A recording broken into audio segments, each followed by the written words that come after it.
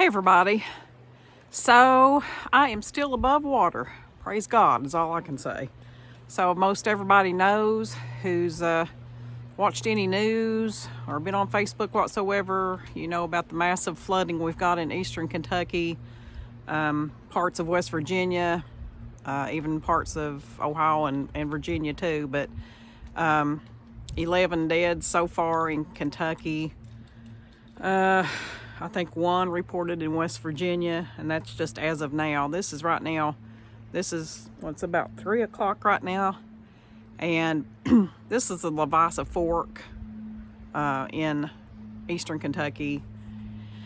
And literally any body of water, any river, any creek, any ditch, any lake, I think is pretty much all through these counties is flooded. Some areas worse than others, but my goodness, I'm just doing a little intro clip here to incorporate this. But last week, while I was on a work thing I had to do, traveling from one county to another, which is like a 2-lane road, quickest way to get there, and I did a little video clip that I haven't posted yet. I'm just going to add this to it, but it was already flooding in that area because we'd had so much rain. And on one stretch of that road, it was getting close. And that's what this upcoming video clip is about. But I just wanted to go ahead and tie this in with it because this happened, all this really happened Saturday when we started getting very, very heavy rain Saturday and Sunday.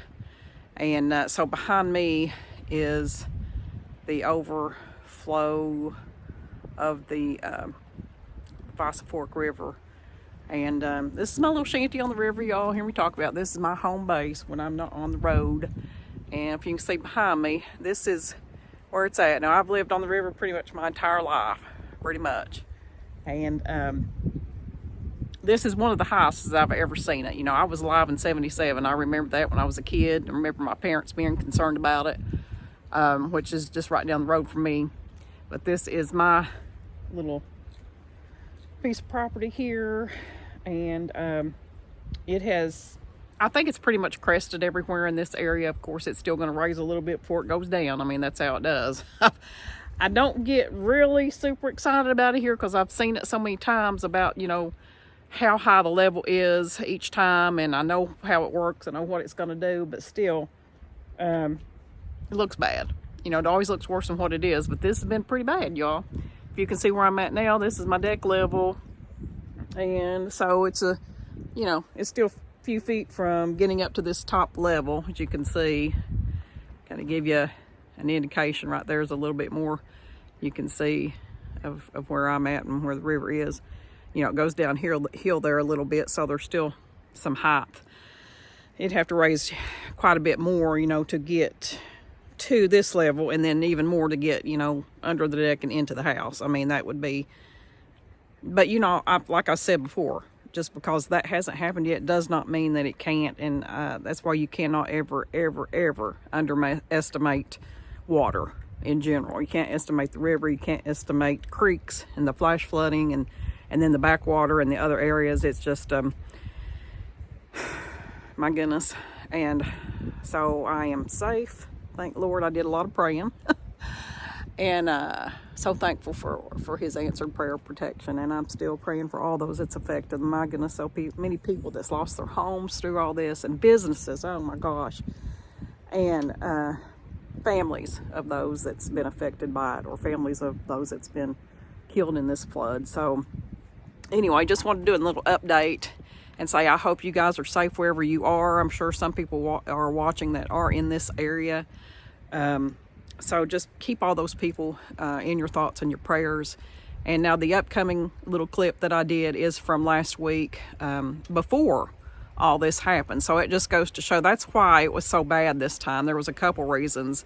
One, that the ground was already so saturated from the rain that we'd already had, and the water was already high on a lot of these creeks in some places. The river here was up, but so when I got hung up in that, that was because it was already up.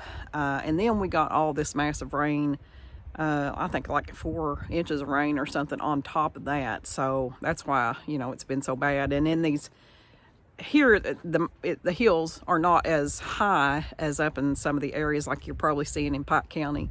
That's another situation there, similar to North Carolina, where you got the higher mountains, higher hills at least, and it's in a valley, a really narrow valley type situation, and that water has nowhere to go, and that's what makes it so much more deadly, and it has nowhere to go. But anyway, I just want to say hello. I'm still above ground and still on ground. I'm still on dry ground, at least a piece of it, and I'm above water. Praise God, praise God, praise God. So the next upcoming piece here is when I get the water beat me before I can get back last week. So anyway, you'll see that situation. But just wanted to say hello, and I hope everybody is safe, and please keep everybody in your thoughts and prayers. We'll see you on the next video.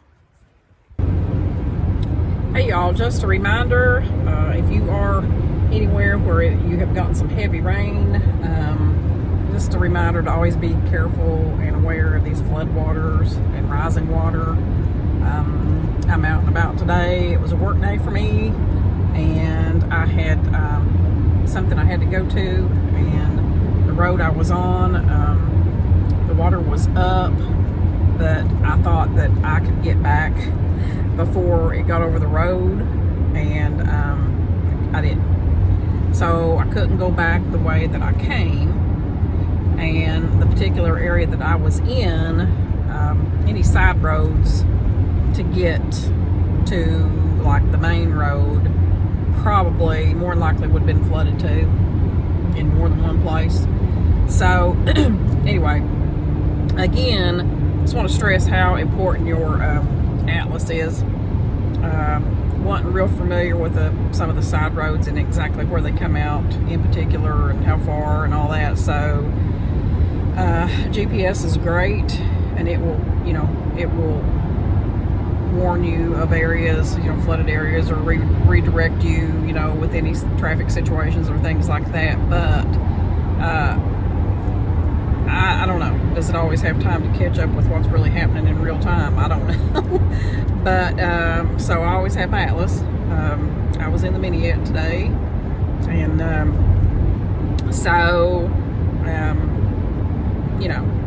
first thing I did was to fuel up with gas, because I'm thinking, if I have to try 2 or 3 different options, that's going to run out a lot more gas if it comes to that.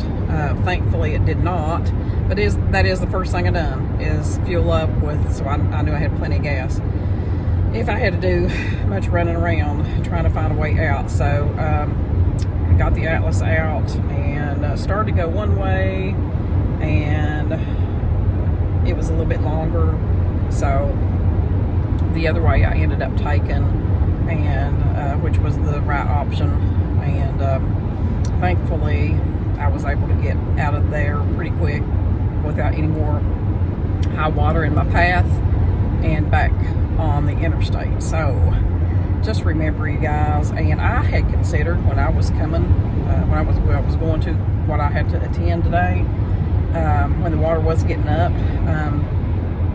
I thought, maybe I should turn around and not even attempt to go. I mean, the water wasn't over the road yet, and this particular thing I had to go to wasn't going to last that long, and I'm like, it'll be fine till I get back. It wasn't. It wasn't. It was blocked off. They had the fire department there, not letting anybody through, and it was over actually quite a bit, not just a little bit. So I live on the river, grew up on the river, and I know how all that works and everything, and I always talk about these flash floodings of these creeks, and that's what's happened. This was a low-lying area where, in that particular area, the creek had flooded, and so it rises, so much faster than the river. It has to rain, and backwater and all that, days and days to get the river up a lot, but this was over the road by the time I got back, and I'm talking an hour, maybe an hour and a half, maybe. Just that little bit of time, it was over the road. So, I bet I don't do that again. So, a lesson learned, even though, gosh, You know, if I had gotten trapped on the other end, I probably would have been spending the night here. I don't, maybe just camp out alongside the road. I don't know. Anyway, it all worked out, but I just want to caution y'all to please be careful and beware, and always carry an atlas. Always carry an atlas and know how to read it, okay? Know how to read a map.